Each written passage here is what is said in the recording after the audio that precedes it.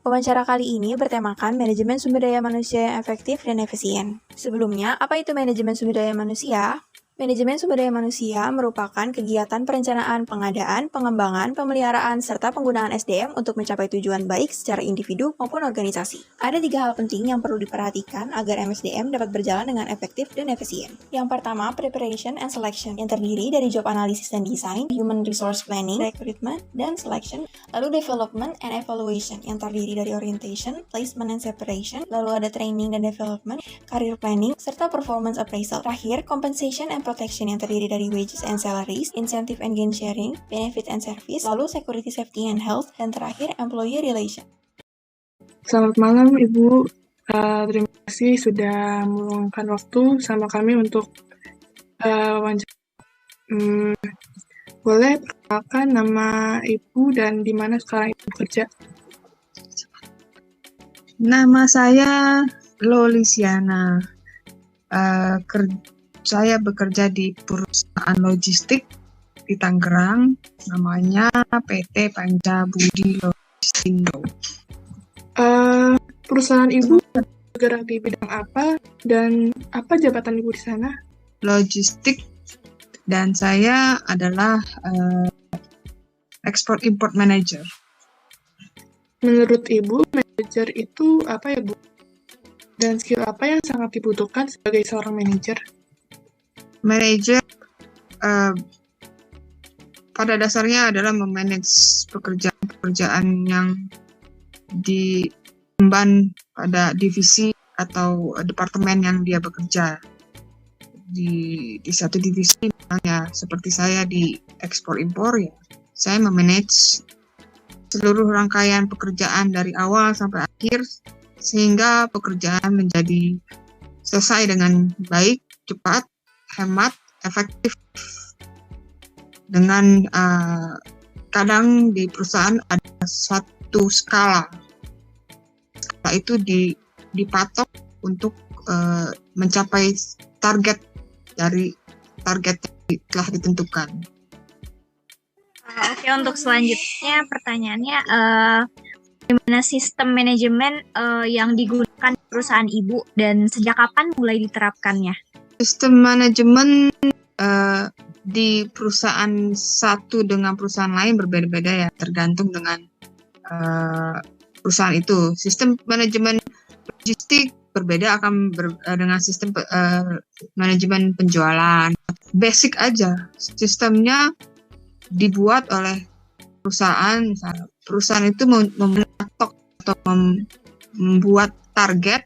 Nah, sistem itu dibuat untuk mencapai target itu. Jadi tidak bisa dengan spesifik sistem apa. Sistemnya ya tergantung dari yang departemen itu atau perusahaan itu jalankan. Seperti saya menyelesaikan pekerjaan dengan cepat, dengan hemat, ya. Sistemnya bergerak cepat dan tidak boleh salah. Jadi intinya di setiap perusahaan itu sistemnya beda-beda gitu ya Bu ya? Pasti. Akuntan ya, misalnya akuntan akan berbeda dengan perusahaan logistik. Perusahaan logistik akan berbeda dengan perusahaan dagang. Perusahaan dagang akan berbeda dengan perusahaan sewa menyewa mobil misalnya. Perusahaan sewa menyewa atau perusahaan makanan, penjual makanan akan berbeda karena sistem servis yang diberikan adalah tidak sama, dan kemungkinan ujung-ujungnya adalah kepuasan dari pelanggan. Kalau di logistik adalah kepuasan pelanggan yang memakai, kalau di tempat saya, mobil atau ekspedisi yang dipakai oleh customer. Oke, baik. Pertanyaan selanjutnya, menurut Bu, apakah program kerja yang ada di perusahaan Ibu saat ini udah sesuai visi dan misi yang perusahaan Ibu tetapkan gitu Bu? Visi misi hanya untuk baik untuk menyamakan persepsi. Jadi kalau kita punya visi yang sama dengan dengan rekan yang lain, kita akan bergerak seirama. Kalau punya visi yang beda, yang satu maunya untung, yang satu maunya perusahaan nirlaba atau perusahaan yang tidak memperoleh untung, itu berbeda. Visinya adalah untuk kepuasan pelanggan, misalnya. Berarti setiap pekerjaan mempunyai visi yang sama, itu akan menyamakan ritme kerja, dan itu sudah diterapkan setiap manajer. Jadi manajer itu akan menyamakan visi misi ke anak buahnya. Pertanyaan selanjutnya itu adalah apakah ada program tambahan yang membuat perusahaan ibu itu dapat berkembang terus dan meningkatkan kinerja perusahaan? Dari internal program itu, yang dimaksud program adalah sistem mungkin ya. Kalau dari sistem pasti ada. Kita lihat sekarang di masa pandemi pasti akan lebih mengandalkan Zoom atau email atau apa yang digitalisasi. Pasti ada peningkatan, penambahan sistem yang untuk mengintegrasi atau mempercepat pekerjaan. Di eksternal kita ada program untuk memperluas wawasan karyawan, misalnya program-program pendidikan luar, itu pasti ada. Baik, berarti sistem atau program yang ada di perusahaan ibu sudah berjalan secara efektif ya, Bu? Pasti efektif. Kalau tidak efektif, kami akan drop dan cari yang lain. Kira-kira banyak karyawan yang bekerja secara langsung dari ibu itu berapa ya? Di bawah saya ada 15 orang. Berarti apakah menurut ibu karyawan yang sekarang ini ibu pimpin sesuai dengan kriteria yang dibutuhkan oleh perusahaan? Pasti. Saya yang memilih. Bisa Ibu jelaskan bagaimana cara merekrut karyawan dan juga keahlian yang dibutuhkan oleh perusahaan? Dan mungkin Ibu bisa memberikan beberapa tips and triknya?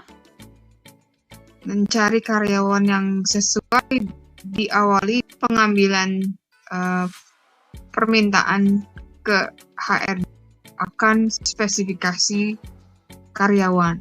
Dari situ akan dicari oleh HRD dan disaring, dan pasti akan dipilih orang-orang yang paling sesuai dengan kriteria yang diminta.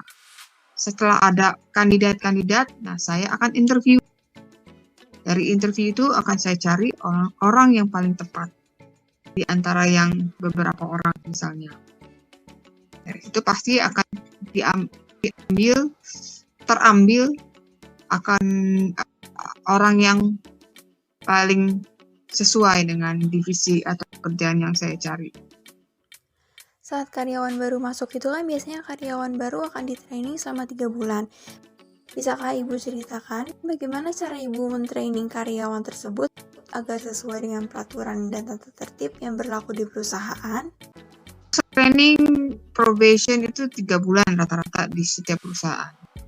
Saya tempatkan dia bersamaan dengan tim atau karyawan saya yang sudah senior, maksudnya sudah beberapa tahun di dalam pekerjaannya. Dia akan belajar learning by doing bersama dengan tim saya yang sudah senior itu. Dan kalau sudah 3 bulan, saya evaluasi dan saya lihat apakah dia bisa masuk atau berlanjut. Ibu kan memimpin sebanyak 15 karyawan kan ya? Bisa Ibu ceritakan biasanya masalah apa di tim Ibu sendiri? Masalah pekerjaan? Masalah pekerjaan pasti ada. Ya, di mana nggak ada pekerjaan yang lulus. Ya, pasti ada keterlambatan atau kesalahan. Nah, makanya evaluasi dan belajar tidak melakukan itu lagi, kesalahan yang sama itu penting. Jadi saya akan melihat cara setiap karyawan saya itu menangani masalah. Jika dia mencari solusi atau dia berdiskusi dengan saya mencari solusi, berarti dia berinisiatif atau mempunyai tekad untuk menyelesaikan masalah dengan baik. dan tidak ada masalah yang tidak bisa diselesaikan. Harusnya setiap masalah yang timbul paling tidak kita mengetahui masalahnya dan tidak akan mengulangi lagi di depan. Baik, berarti cara Ibu dalam menyelesaikan konflik-konfliknya itu dibicarakan baik-baik ya? Ya, Iya, tadi salah satunya seperti itu. itu. Pertanyaannya, jika di tim Ibu sendiri itu ada karyawan yang memiliki performa kerja yang buruk, bagaimana cara Ibu menanganinya agar performa karyawan tersebut bisa menjadi lebih baik dan terus meningkat? Performa buruk mungkin jadi karena dia tidak menguasai pekerjaan atau dia tidak menyukai pekerjaannya. Kalau tidak menyukai pekerjaannya, walaupun sudah dididik sedemikian rupa, dia tidak menyukai, dia akan tetap seperti itu. Kalau dia mau belajar, saya kasih waktu 3 bulan itu untuk belajar. Jadi saya, oke, kamu boleh melakukan kesalahan ini.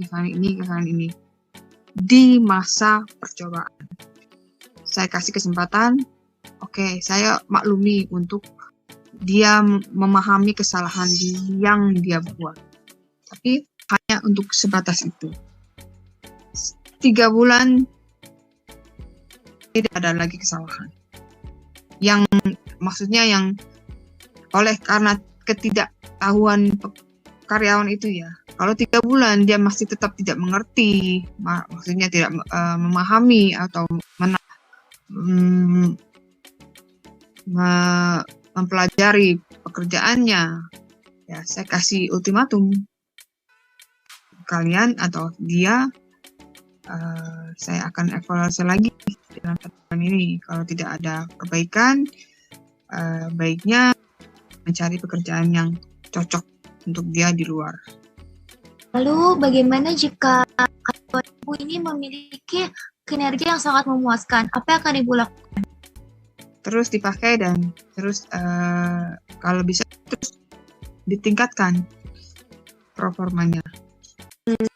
Jika tim Ibu memiliki konflik dengan perusahaan, siapakah yang akan Ibu prioritaskan?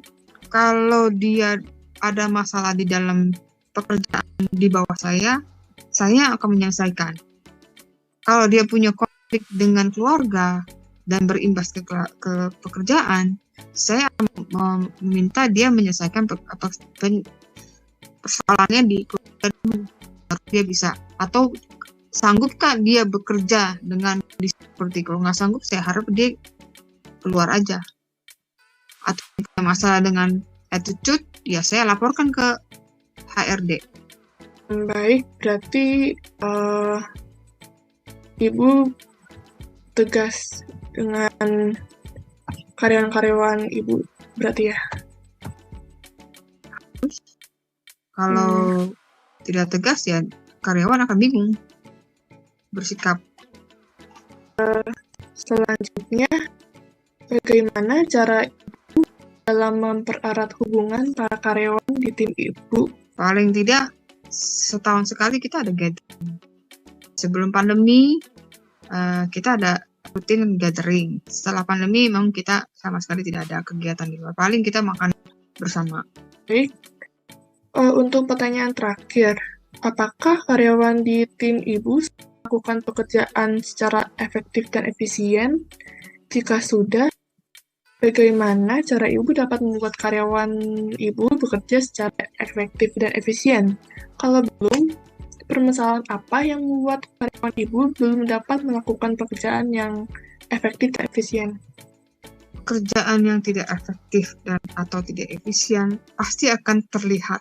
Misalnya satu karyawan bekerja dengan efektif, dia akan menyelesaikan pekerjaan baik, sesuai dengan target, dan tidak ada kesalahan. Karyawan yang tidak efektif, dia akan menyita waktu atau dia menunda-nunda pekerjaan, itu akan kelihatan, tidak akan selesai-selesai. Dan saya pasti akan menegur yang tidak efektif atau tidak selesai dengan tepat waktu, pasti akan ditegur. Di awal kan saya sudah bilang, target sudah ada. Harian atau target mingguan, atau target dari pekerjaan satu dengan pekerjaan lain itu sudah ada. Kalau tidak, itu pasti akan orang itu tidak menjalankan pekerjaannya dengan baik. Oke, baik, terima kasih kembali untuk Ibu sudah mengabdi bersama kami, dan mohon maaf jika ada kesalahan perkataan atau apa yang jelas. Ya, terima kasih dan selamat malam. Selamat malam.